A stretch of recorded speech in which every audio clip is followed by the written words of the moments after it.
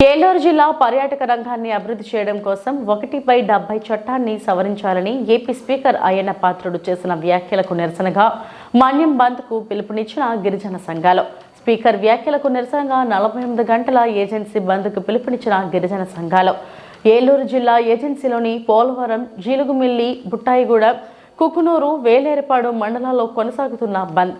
అయ్యప్ప పాత్రుడు వ్యాఖ్యలపై కూటమి ప్రభుత్వ వైఖరిని తెలియజేయాలని డిమాండ్ చేస్తున్న ఆదివాసీ సంఘాలు. ఏజెన్సీలో తెరుచుకోని ప్రభుత్వ కార్యాలయాలు, స్వచ్ఛందంగా మూసివేసిన విద్యా, వ్యాపార సంస్థలు. బంద్లో పాల్గొన్న వామపక్ష పార్టీలు, గిరిజన సంఘాలు.